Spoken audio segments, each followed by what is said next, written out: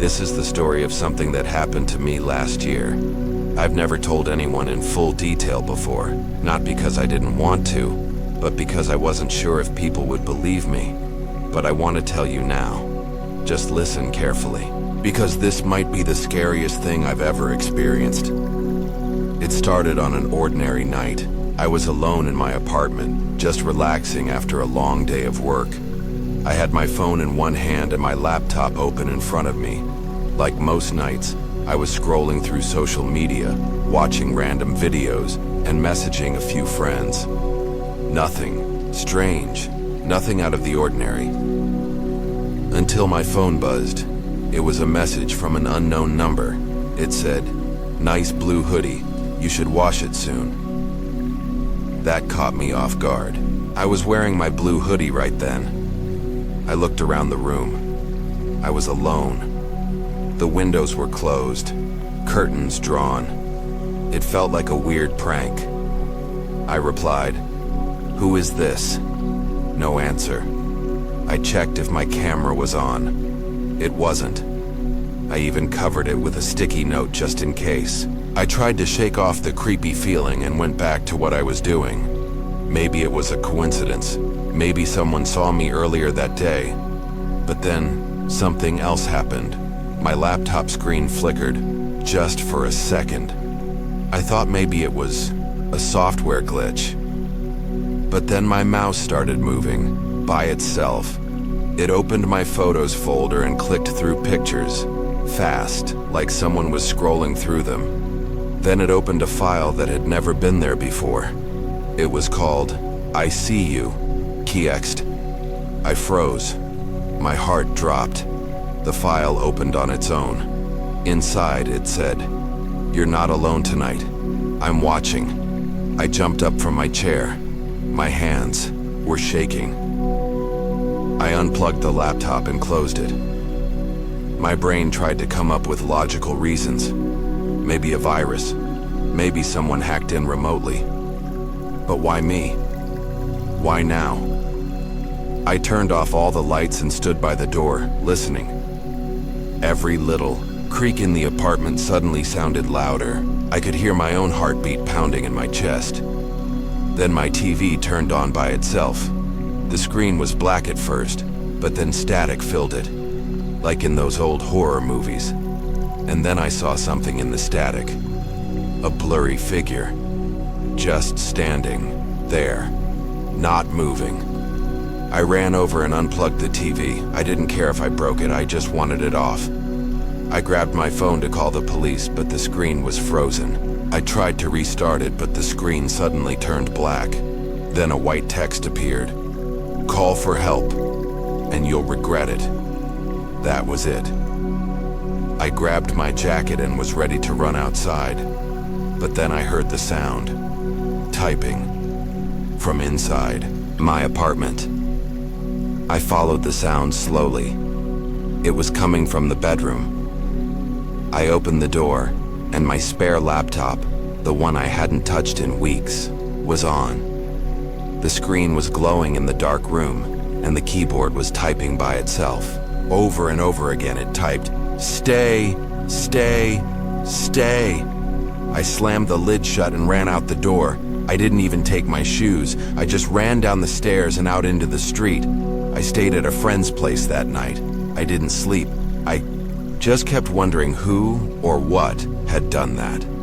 The next morning I went back with a friend. I was scared to even go inside, but when we entered, everything was normal. Too normal.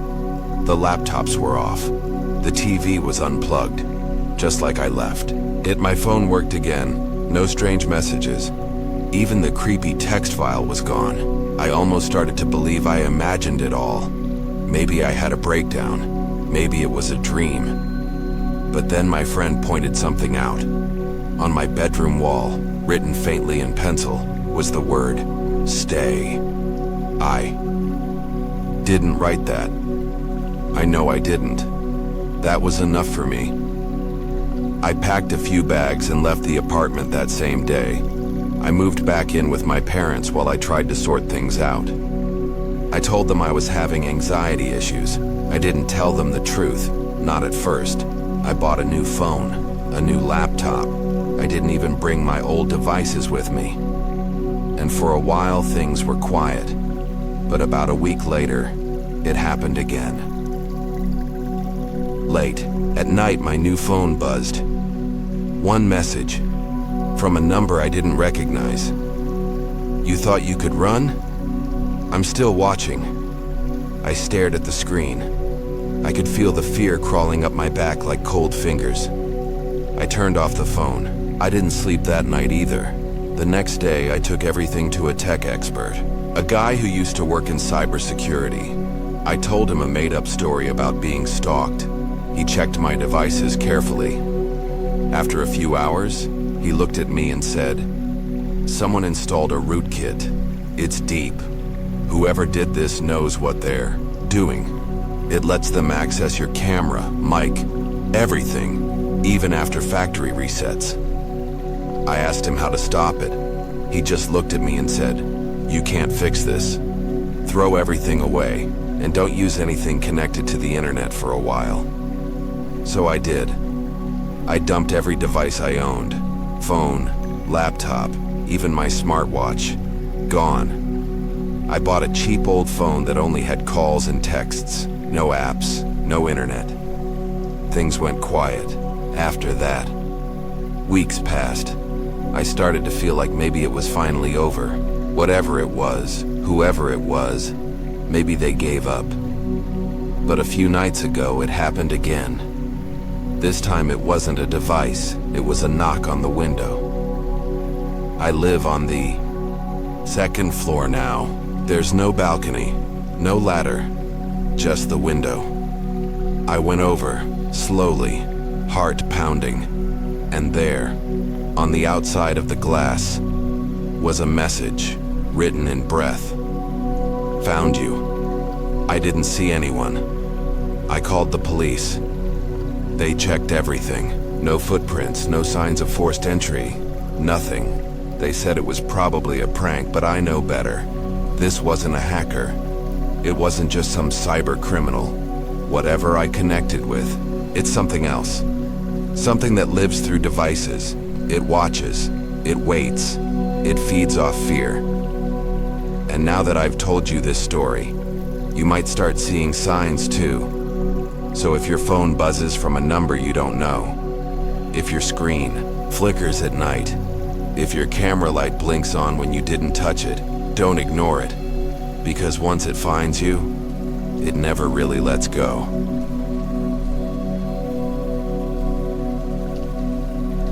This is the story of a guy named Mark. It's one of those stories that sounds like it could be from a horror movie, but it really happened. At least that's what Mark says. And believe me, after hearing this, you'll never look at your phone or computer the same way again. Mark was just like anyone else. He loved his gadgets. He had a laptop, a smartphone, a tablet, smart lights, and even a smart door lock. He enjoyed the convenience, the way technology made life easier. But sometimes, that convenience can turn into a nightmare. One evening, Mark was sitting in his living room, watching a movie on his laptop. His phone was charging nearby. Everything seemed normal. Then, out of nowhere, his phone buzzed. But it wasn't a normal notification. It was a message from a contact he didn't know. The message said, "Hey Mark, nice to meet you." Mark frowned. He didn't recognize the number. He tried to call it back, but it went straight to voicemail. He shrugged it off as some prank or a wrong number and went back to the movie. A few minutes later, his laptop screen flickered. It went black for a second, then came back on with a message written in bright red letters. "I'm inside." Burke's heart raced. He looked around, feeling suddenly vulnerable. Who was inside? He was alone in his apartment. Was someone breaking in? He checked the doors and windows. They were all locked tight. He tried to close the message, but the laptop froze. The mouse didn't move. Panic began to grow inside him. Then, his smart lights started flashing on and off rapidly, casting strange shadows across the room. The temperature dropped suddenly, making the air feel cold and heavy. Mark felt a chill run down his spine. He grabbed his phone to call 911, but the screen was black. No matter what he did, it wouldn't turn on. Then, the message appeared again on the laptop screen, this time longer. I can see you. I can hear you. You can't hide. Mark's breathing became shallow. He wanted to scream, but no sound came out. His eyes darted toward the smart speaker on the shelf. It started to crackle, and then a voice spoke. It wasn't Mark's voice or any familiar voice. It was cold, robotic, and slow. Mark, I am with you. Mark ran to the speaker and unplugged it. The light stopped flashing. The laptop finally shut down. He sat down trembling. This wasn't just a prank. Someone was controlling his devices. But how? And why? The next day, Mark went to a computer expert named Lisa. Lisa was known for fixing tough cases like this. Mark told Lisa everything. The messages, the flashing lights, the strange voice. Lisa listened carefully. Then she said, Mark, it sounds like your devices have been hacked by someone with a lot of control. This is serious.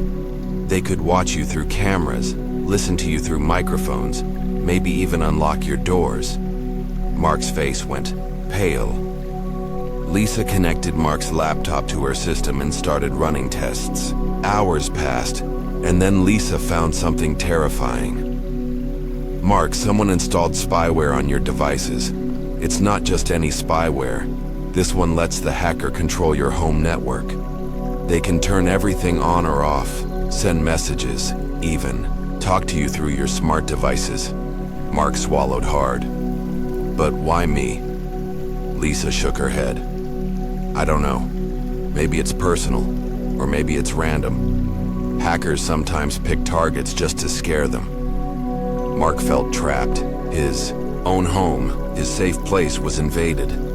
He thought about moving out, but what if the hacker followed him? Lisa advised him to wipe all devices clean, change all passwords, and disconnect everything from the internet until she could help make it safe. Mark did everything Lisa said. He even bought a new phone and new smart devices, hoping that would stop the nightmare. For a while, things seemed normal again. But then late one night, Mark was asleep when his phone buzzed. He woke up, grabbed it, and saw a message. You can't escape. His blood ran cold. He got up and checked his laptop. It was on, displaying a live video feed, his bedroom. Someone was watching him right now. Mark's hands shook. He tried to turn off the laptop, but it was frozen again. The hacker had found a way back. Mark called Lisa immediately. She told him to disconnect everything and come to her place. They needed to figure out who was behind this. At Lisa's, they ran more advanced scans. Suddenly, Lisa's screen showed a name, Shadowbite. It was the hacker's handle. Lisa explained, Shadowbite is a known cyber criminal. He's very dangerous. He hacks into homes and scares people, sometimes worse. Mark asked, can we stop him? Lisa hesitated. We can try, but he's clever. He knows how to hide. They spent days tracking Shadowbite's activity. Then, one night, Mark's phone rang. It was an unknown number. Mark answered, fearing the worst. The voice on the other end was distorted but clear. Mark, you should have never tried to stop me. Mark froze. The voice said, I'm in your head now. Every device you own, every screen you look at, I'm there. Mark hung up, terrified. The next morning, he found a package on his doorstep, no sender name. Inside was an old USB drive and a note. Plug me in, let's play. Mark didn't want to, but curiosity and fear pushed him. He plugged the USB into his laptop at Lisa's place. Instantly, the screen went black, then flashed. Images, photos of Mark's apartment, his friends, even pictures from his phone. The hacker had been watching him for months. Suddenly, the laptop started playing a video. It was a live feed of Mark's room, but with a figure standing behind him. Dark, shadowy, impossible to clearly see. Mark spun around, but no one was there. Lisa grabbed the laptop and smashed it to the ground. They decided it was time to go to the police. The police took the evidence, but they said catching Shadowbite would be hard. These hackers operate in the shadows, using fake locations and secret networks. Mark felt hopeless. Weeks passed. The messages stopped. The devices behaved normally. Mark thought maybe it was finally over. But then, one night, his phone buzzed again. This time, it was a picture message. A picture of Mark, sleeping in his own bed, taken from inside his room. Mark never found out how Shadowbite got the picture. He sold his apartment and moved far away. He quit using smart devices. Now, Mark keeps only a simple old phone. He's never fully safe. Because sometimes, when he's alone, his phone buzzes with messages from the unknown. Messages that say, "I'm still here." And that's why, if your phone or computer ever starts acting weird, if messages from unknown numbers show up, if your devices turn on by themselves, don't ignore it. Because the hacker might already be inside. Watching. Waiting. And once they get in, there's no telling what they'll do next. So remember Mark's story. It's not just a scary tale. It could be real, and it could happen to you.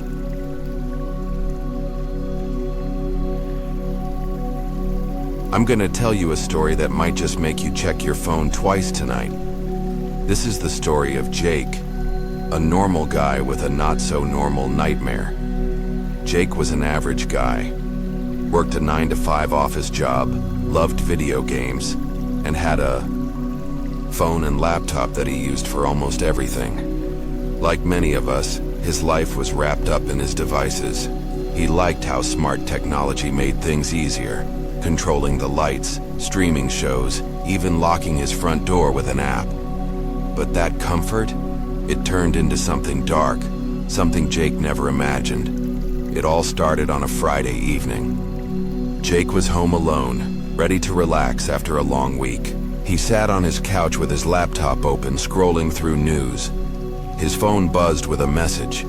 He glanced down. The message came from an unknown number and simply said, "Hey Jake, watching you." Jake blinked. Maybe it was a joke? Some prank?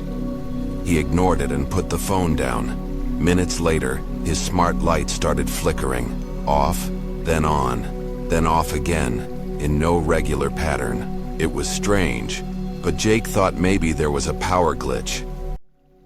Then his laptop screen went black and rebooted itself. When it came back, the desktop wallpaper was changed to a picture of Jake's living room, the very room he was sitting in.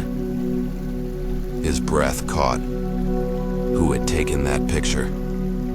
How? Before he could think more, a new message popped up on his phone. "Don't be afraid, I'm here." Jake jumped up, his heart pounding. He ran to the door, locked it again, checked all the windows. Everything was secure, but the feeling didn't leave, like someone was watching him. That night, Jake barely slept. Every time he closed his eyes, he imagined shadows moving in the corners of the room. The next morning, he tried to convince himself it was just a prank or a coincidence. He called his friend Sarah, who was a tech whiz. Sarah came over and inspected Jake's devices. "This isn't normal," she said, frowning. "Someone's hacked your devices. They have control over your network." Jake felt his stomach drop. How? Why? Sometimes hackers get in through weak passwords or unprotected devices. They can watch through cameras, listen through microphones, control smart devices. Jake swallowed hard. Sarah helped him disconnect everything from the internet. She said, "We need to find out who's doing this." They set up a safe laptop without connections to the internet and ran scans on Jake's devices. Hours later, Sarah found a strange file on the laptop. It was spyware, software designed to spy on Jake, control his devices, and send messages. "This is bad," Sarah said quietly. "This guy or girl knows what they're doing." Days passed, but the messages and strange activity didn't stop. Jake's phone would ring at odd hours. When he answered, there was nothing but heavy breathing on the other side. His smart speaker once started playing creepy music in the middle of the night. One evening, Jake came home and found all his smart lights on full brightness, blinding him in the dark hallway. Then a message appeared on his laptop screen. "You can't hide." Fear gnawed at him. Jake decided to install security cameras around his apartment. He wanted proof. The next night, he watched the footage. What he saw chilled him to the bone. A shadowy figure appeared in the hallway outside his door. But when Jake looked, no one was there. The figure moved closer to the door, but vanished. Before it reached the camera's view, Jake shivered. Was this hacker physically inside his building, or was it something else? Then, one afternoon, Jake received an email. No subject. Inside, only one line. "I'm inside your head." That was the last straw. Jake reported everything to the police. The officers listened but said cybercrime like this was hard to trace. They recommended Jake take extra precautions, change all passwords, use two-factor authentication, reset devices. Jake felt alone. His home didn't feel safe anymore. One night his phone buzzed again. This time a live video appeared, showing Jake sleeping in bed. The camera angle was strange, too low to be from his own devices. His heart raced. He called Sarah. They checked every device again but found nothing new. "How is this possible?" Jake asked, scared. Sarah shook her head. "Someone has access to cameras outside your network. Maybe a hidden spy cam somewhere." Jake began searching his apartment. He checked behind furniture, inside smoke detectors, in air vents. Eventually, he found a small hidden camera taped behind a smoke detector in the hallway. His blood ran cold. Someone had been watching him for weeks. Jake removed the camera and destroyed it, but the feeling didn't leave. He knew the hacker could still be out there. Weeks later, Jake was at work when he got a strange text. It was a photo of his car, parked in the office lot. Below the I photo was a message. "I see you." Jake looked around nervously. No one seemed to be paying attention. He didn't know who was sending the messages or why they had chosen him. He decided to leave his job and move to a new city.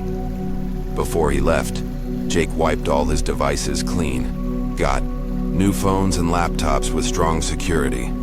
He avoided smart devices completely. At his new place, Jake felt safer. But sometimes, late at night, his phone would light up with a message from an unknown number. It read, "We never really leave." Jake would look around his empty apartment and shiver, because even though he had run, even though he changed everything, Jake knew one truth. When someone hacks into your life, they don't just take control of your devices.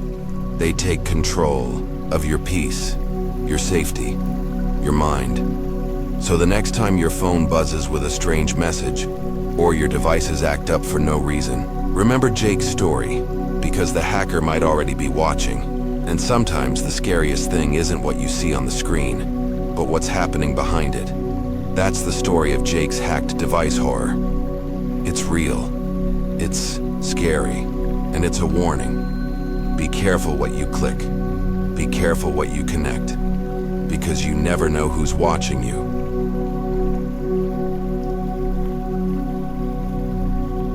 This is the story of Emma and her hacked device nightmare. It's not just some random tale. What she went through will stick with you, believe me. Emma was just like anyone else. She lived in a small town, worked at a bookstore, and loved her little smart gadgets. She had a smartwatch, a phone, a laptop, and even smart lights in her apartment. She thought her devices made life easier and more fun. Little did she know, her trust in technology was about to be shattered. One evening, after a long day at work, Emma sat down on her couch, ready to watch her favorite show. Her phone buzzed with a notification from an app she didn't remember installing. It was a message. "Hello, Emma." She frowned. How did this app get on her phone? She tried to delete it, but it wouldn't go away. The message came again, seconds later. "I'm inside your devices now." Emma's heart jumped. She locked her phone, but the message was still there, glowing on the screen. Her smart lights suddenly flickered on and off. Then, her TV turned, on by itself, showing static and strange shapes moving behind the snow. Emma's breath caught. She grabbed her laptop to check her email, hoping it was just a weird prank. But when she opened it, the inbox was full of emails she never sent, or received. The subject lines were creepy. "Watching you. You can't hide. I'm closer than you think." She called her best friend Mark, who knew about computers. Mark came over right away. He looked serious when he checked Emma's devices. "Someone's hacked you, Emma," he said. "They're controlling your devices remotely. This is bad." Emma felt a chill run down her spine. Mark helped her disconnect everything from the internet and ran some security checks. He found spyware on her phone and laptop, software designed to spy on Emma's every move. "Do you think they can see me?" Emma whispered. Mark nodded slowly. "Yes, and they're messing with your devices to scare you." That night, Emma couldn't sleep. Every time she closed her eyes, she imagined shadowy figures watching her through her smart devices. The next day, strange things kept happening. Her smartwatch started vibrating nonstop with messages she couldn't read. Her phone screen flashed with pictures of places Emma had never been to. One afternoon, Emma's doorbell rang. She looked through the peephole but saw no one. When she opened the door just a crack, the hallway was empty. She found a small device hidden under her doormat. It looked like a tiny camera with a wire. Emma's hands trembled. Someone was spying on her outside her apartment. She called the police, but they said it would be hard to catch whoever was behind this. The hacker was smart, hiding behind layers of fake identities. Emma felt trapped. Days passed. The hackers' messages became more personal. "You're alone," one said. "I know your secrets," said another. Emma's friends noticed she was scared. Mark stayed with her as much as possible. One night, Emma's laptop screen went black, then showed a live video feed of her bedroom, taken from a camera she didn't own. Her heart pounded. Mark tried to trace the feed, but came up empty. "Whoever this is, they have more access than we thought," Mark said. Emma decided to fight back. She changed all her passwords, reset all her devices to factory settings, and installed strong security software. She even bought a new phone from a store in another town. For a short while, it seemed like the nightmare was over. But then, one evening, Emma got a call on her new phone. A voice whispered, "You can't escape me." Emma froze. She hung up and turned off the phone. She knew the hacker wasn't just someone sitting behind a computer. They were watching her life. She moved to a friend's house for a few days, hoping to shake off the feeling. But even there, strange things happened. Her friend's smart speaker played weird sounds at night. Her friend's phone buzzed with unknown texts. Emma realized it wasn't just her devices. The hacker was following her, no matter where she went. Feeling desperate, Emma contacted a cybersecurity expert named James. James was calm and confident. He promised to find the hacker and stop this. He spent days analyzing Emma's devices and network. Finally, he found a clue. The hacker had gained access through a small smart thermostat Emma had installed months ago. James disconnected the thermostat and replaced it with a basic one, no smart features. After that, the strange messages stopped. Emma felt relief like never before. But even with the hacker gone, Emma's life changed forever. She stopped trusting her devices. She avoided using smart home gadgets. And every time her phone buzzed unexpectedly, her heart skipped a beat. Emma's story is a warning. The technology that makes life easy can become a gateway for fear and danger. So next time you get a strange message or your devices act weird, don't ignore it. Because sometimes, the real horror isn't a ghost or a monster. It's someone hiding in the wires, watching, waiting, watching your every move. And that, my friend, is the true horror of a hacked device. Be careful what you connect. Be careful who you trust, because you never know who's on the other side.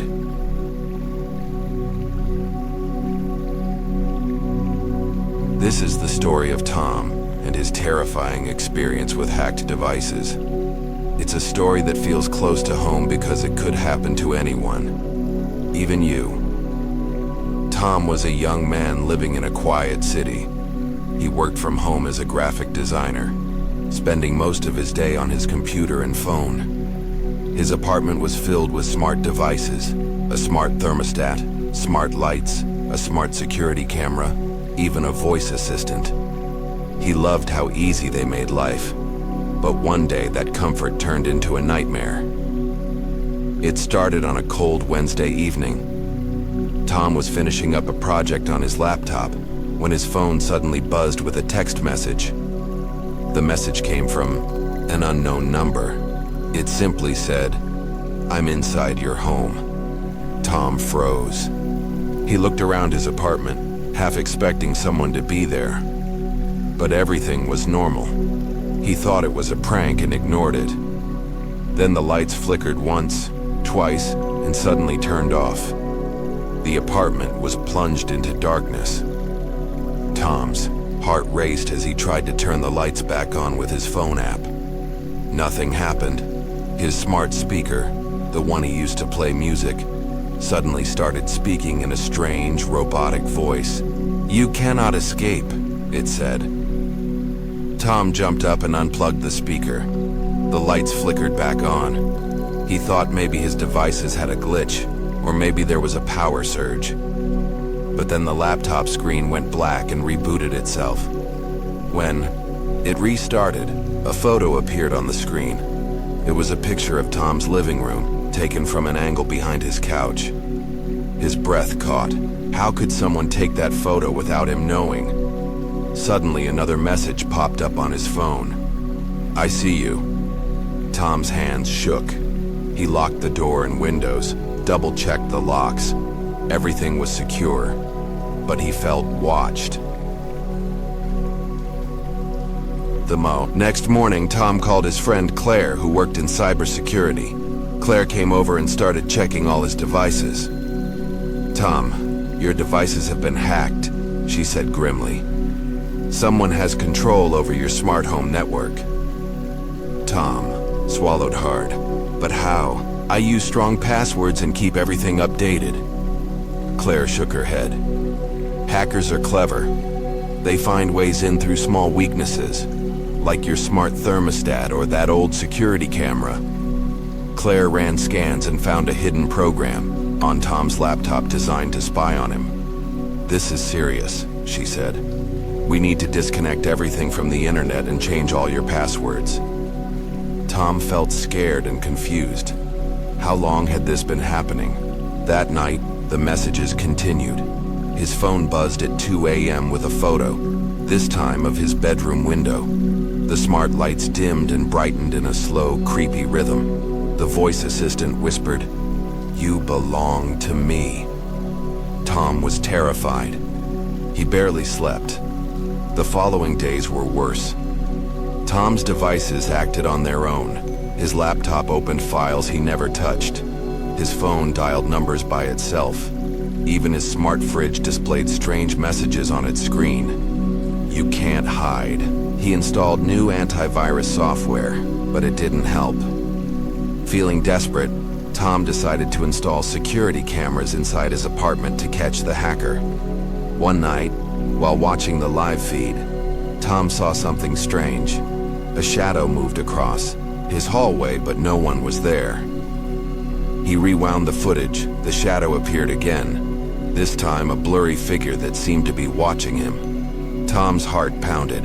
Was someone inside his apartment? Or was it just a trick of the camera? The next morning, Tom found the front door slightly open. He was sure he had locked it. He called the police. They searched the apartment but found no sign of forced entry. Tom was alone, but he didn't feel safe. The hacker was playing games with him, breaking into his life, making him doubt his own mind. Days later, Tom received a text with a video attachment. He hesitated before opening it. The video showed him sitting on his couch, looking frightened and alone.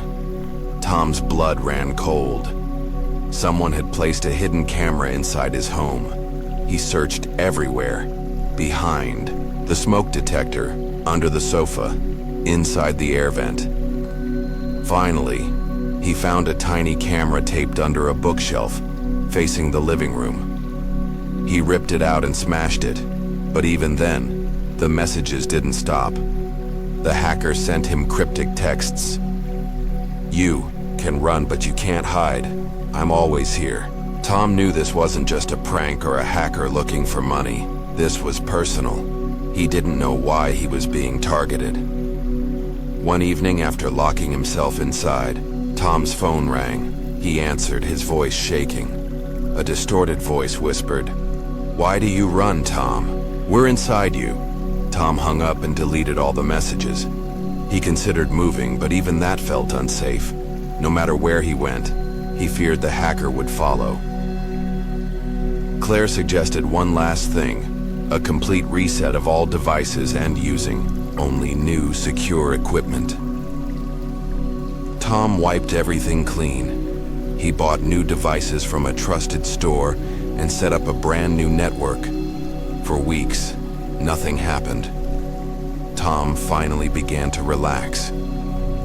But then, late one night, his new phone buzzed again. A message appeared, "Welcome home, Tom." He looked around his apartment, heart pounding. Was the nightmare really over? Or had the hacker just been waiting for the right moment to strike again? Tom's story is a warning for all of us. Our smart devices connect us to the world, but they can also connect others to us. If someone hacks into your devices, they don't just steal data, they steal your safety, your privacy, your peace of mind. So be careful. Use strong passwords, update your software, and most of all, never ignore strange messages or weird device behavior. Because sometimes the scariest horror is not a ghost in the dark, it's a hacker inside your home, watching, waiting, controlling. And that, my friend, is the true terror of hacked devices.